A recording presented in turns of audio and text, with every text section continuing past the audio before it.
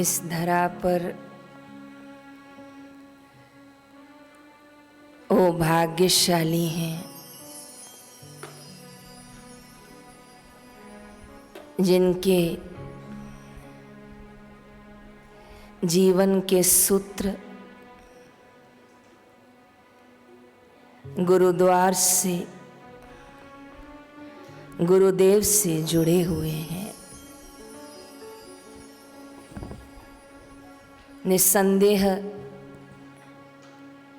उन भाग्यशालियों में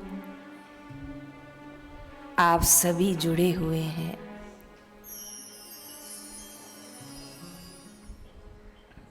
समय और काल के चक्र में परिवर्तन होते होते समय और तिथियां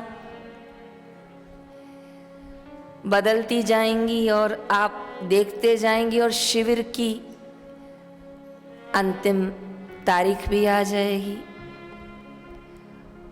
और ऐसे ही देखते देखते जाएंगे तो ये विद्यार्थी काल भी परिवर्तन होके युवावस्था में ले जाएगा और देखते देखते युवावस्था भी परिवर्तनशील होकर वृद्धावस्था की ओर ले जाएगी। समय, परिस्थितियां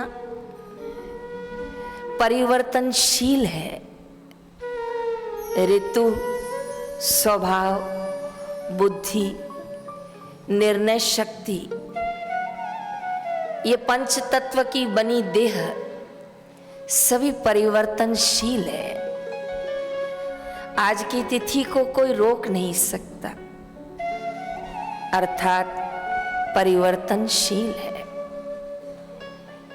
लेकिन इन सभी परिवर्तनशील समय परिस्थितियों में कोई कुटस्थ है, कोई सदैव है, कोई सम है, कोई वैसे का वैसा उस परम पद को प्राप्त है, अर्थात स्वयं वो परम पद है। वो गुरु का ज्ञान है, वो गुरु का तत्व है, वो शिव का तत्व है। और उस गुरु तत्व को, शिव तत्व को पाने के लिए जो जतन करता है, पुरुषार्थ करता है, उसे ही साधना कहते हैं। ये हाथ में जो आपने माला ली है, ये तो आपको जप क्रम की ओर आगे बढ़ा रही है। लेकिन आश्रम में रहना, मन बुद्धि को एकाग्र करना, संसार में जो व्यर्थ की चिंता, संसार में जो व्यर्थ का भ्रमण, व्यर्थ का सेवन करते थे, वो गुरुद्वार पर आकर सब अंकुशित हो जाता है। ये भी एक प्रकार की साधना है। एक महात्मा थे,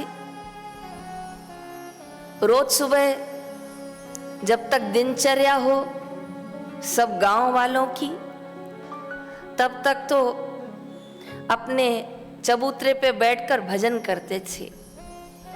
लेकिन देखते थे अब गांव वाले घर से निकलना शुरू कर रहे हैं, तो वो अपने पूरे शरीर पर शहद लगा देते थे, शहद का पानी लगा देते थे।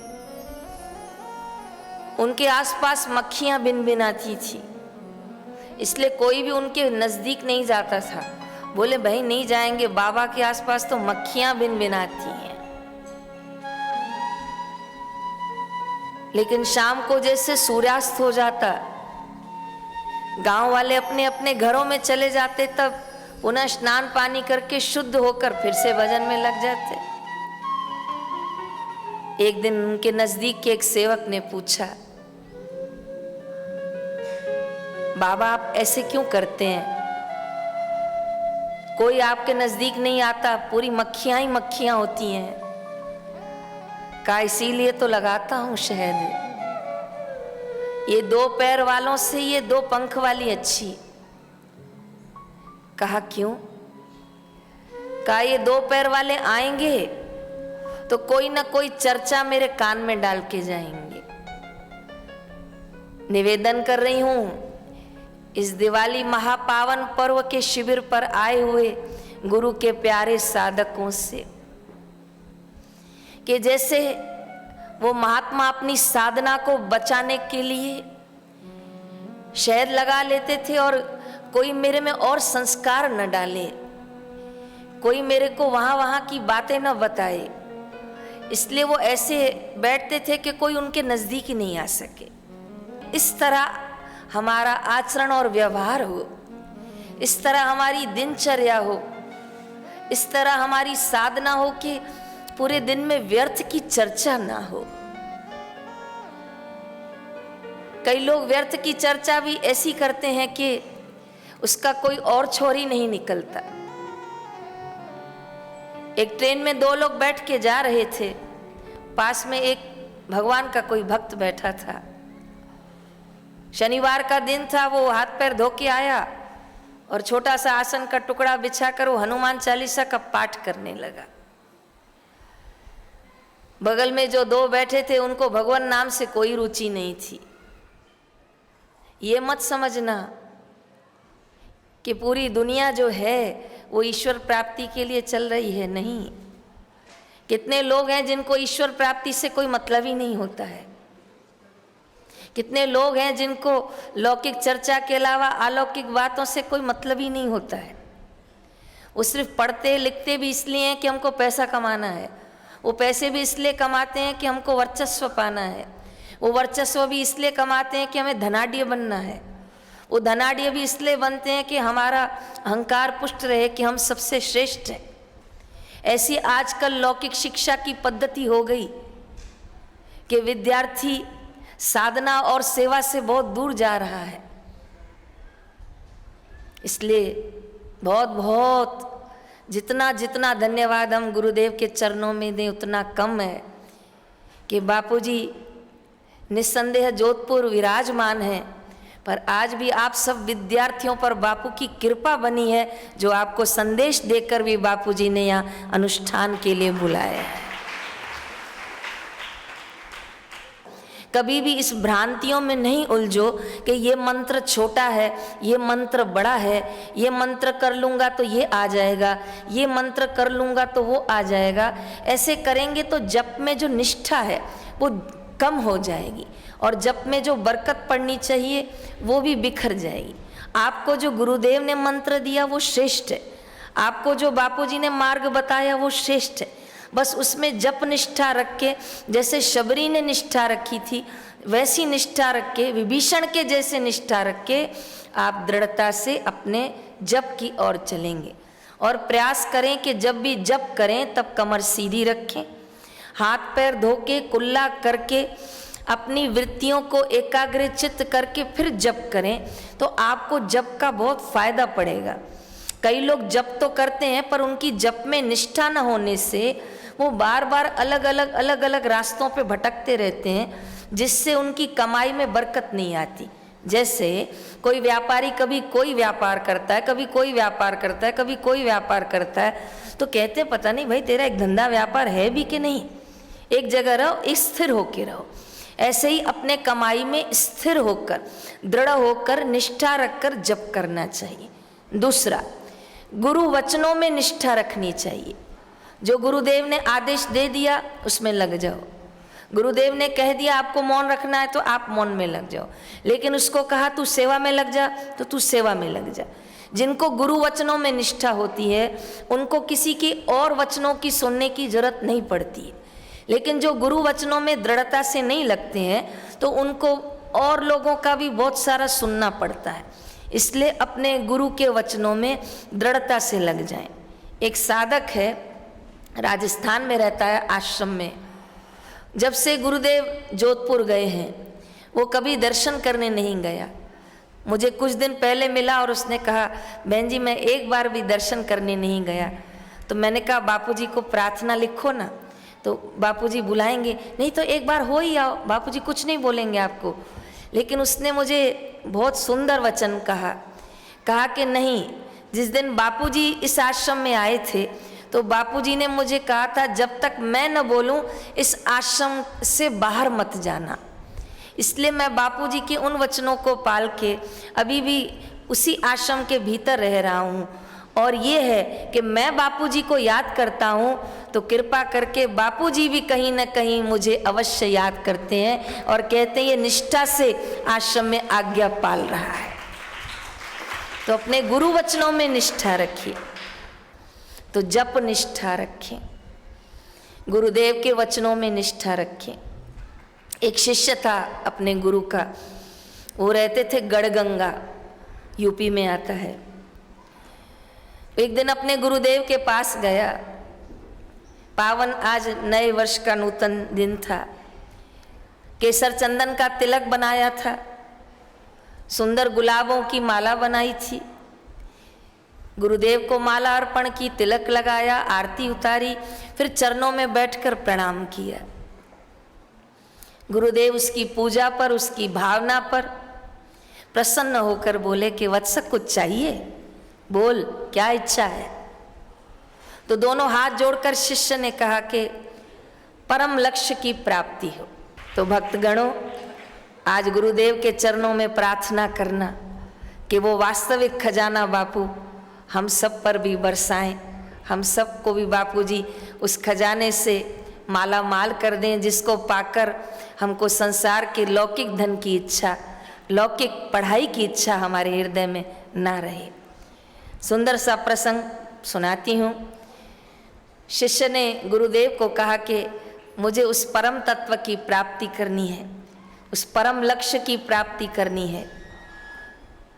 आंखें बंद की गुरुदेव ने और कहा अच्छी बात है, ठीक है, फिर आज से 1 साल तक पानी और रोटी खाना है। शिष्य ने कहा जो आज्ञा। वो दोपहर में रोटी लिया, पानी लिया, रोटी खाया, पानी पिया, अच्छा लगा, शाम को भी अच्छा लगा। 2-4 दिन तो वो रोटी पानी खाया, तब तक ठीक था, लेकिन 5वें दिन जैसे फीकी रोटी और पानी पिया तो अंदर से उबान आई। जैसे खाना खा के कभी कभी ऐसा होता है ना, अब खाना बाहर आ रहा है, तो ऐसा उनका खाना बाहर आने लग गया। तो वो शाम को धीरे से गुरुदेव को फिर से प्रणाम करने गए और प्रणाम करने के बाद उठे ही नहीं, वहीं बैठे रहे। तो गुरुदेव समझ गए इसको कुछ बात करनी है। कहा बोलो वत्स क्या बात है। कहा गुरुदेव जो आपने नियम दिया था उसमें थोड़ा सा फेरफार कर दीजिए, चेंजेस। तो कहा क्या करना है। तो गुरुदेव वो जो रोटी है ना उसमें केवल नमक मिर्ची डाल दें बस। नहीं नहीं, नमक मिर्ची पे ही तो सब कुछ बंधा हुआ है। नमक मिर्ची कम होता है तो खाना नहीं खाया जाता, ज़्यादा होता तो नहीं खाया जाता। पूरे लोग स्वाद से ही तो बंधे हैं। नहीं नहीं नहीं नहीं, फीकी रोटी ही खानी है। कहा अच्छा गुरुजी वो पानी की जगह दूध कर दीजिए ना। तो मैं कम से कम वो रोटी और पानी की जगह क्या खाऊंगा, रोटी और दूध खाऊंगा। तो कहा नहीं नहीं नहीं नहीं, वो पानी ही रहेगा। क्या हुआ। कहा गुरुजी वो खा रहा हूँ ना तो भोजन बाहर आ रहा है। तो कहा आने दो, कोई बात नहीं है, जाओ, और आज आए हो दोबारा मत आना। अगर दोबारा आओगे तो नियम वापस ले लूँगा। 5 दिन पहले आए थे, परम लक्ष्य को पाना है। 5 दिन पहले आए थे, परम ज्ञान को पाना है।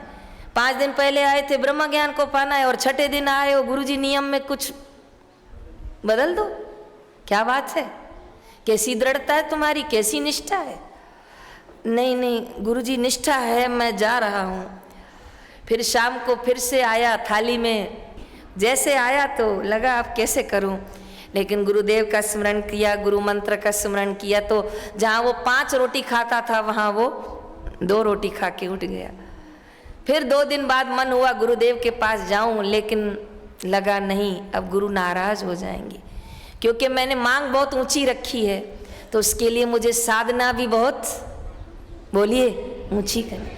जब बापूजी विनियोग करवाते हैं ओमकार मंत्र, गायत्री छंद, परमात्मा, ऋषि, अंतर्यामी, देवता, तो उसके बाद बापूजी हमसे बुलवाते हैं ईश्वर प्राप्ति अर्थे। सुना है, ब्रह्म ज्ञान प्राप्ति अर्थे, परम लक्ष्य प्राप्ति अर्थे। जब मांग इतनी ऊंची है तो साधना भी इतनी ऊंची होनी चाहिए, पात्रता भी उतनी। फिर नमक मिर्ची में कहाँ चले गए, फिर वड़ा पाव में कहाँ चले गए, फिर इडली डोसा में कहाँ चले गए, फिर चॉकलेट आइसक्रीम में कहाँ चले गए। तो वो 5-7 दिनों के बाद उसका मन बिल्कुल धीरे धीरे धीरे धीरे बिल्कुल ऐसा हो गया कि बस खाना है। क्या खाना है? स्वाद ही नहीं यार। पानी और रोटी का कोई स्वाद आता है क्या? तो कोई स्वाद नहीं आया और उसकी जीवा इतनी मजबूत हो गई, इतनी मजबूत हो गई कि उसको कुछ दिनों बाद पता ही नहीं चलता था कि मैं क्या खा रहा हूँ। बस 2 रोटी खानी थी, पेट भरना था, 2 रोटी खानी थी, पेट भरना था। इस तरह पूरा वर्ष निकाल दिया। और फिर से जब दीपावली का पावन पर्व आया तो उसके गुरुदेव ने उसके लिए मिठाई रखी थी, मिष्ठान रखा था कि आज शिष्य ने एक सोपान आगे का कदम रखा है, उसने अपनी जीवा पर नियंत्रण पाया है। तो जैसे वो प्रणाम करने आया नए वर्ष के दिन, गुरुदेव ने उसको मिष्ठान दिया, शुद्ध घी का बना हुआ। कहा, लो वत्स, 1 वर्ष पूरा हुआ, आज तुम एक तप में सफल हुए, लो मिठाई खाओ। जैसे उसने मिठाई खाई तो उसको कोई स्वाद ही, बोलो ना विद्यार्थी, नहीं आया, क्योंकि 1 वर्ष में उसकी जीवा, उसकी रसना, उसका स्वाद गुरु कृपा से नियंत्रण में आ गया था। और मिठाई खाई तो कोई फर्क नहीं पड़ा, गुरुदेव ने कुछ और दिया तो फर्क नहीं पड़ा। कहा, वत्स भोजन कर लो, तो उसे कुछ समझ में नहीं आया। और वो अंततः जब अपनी साधना में आगे बढ़ा तो कभी जीवन में विफल नहीं हुआ, कहीं उसको भोजन करने का कोई आकर्षण नहीं हुआ, क्योंकि उसके गुरु कृपा ने उसको मजबूत कर दिया, गुरु के निष्ठा ने, गुरु के वचनों से उसको सफल कर दिया।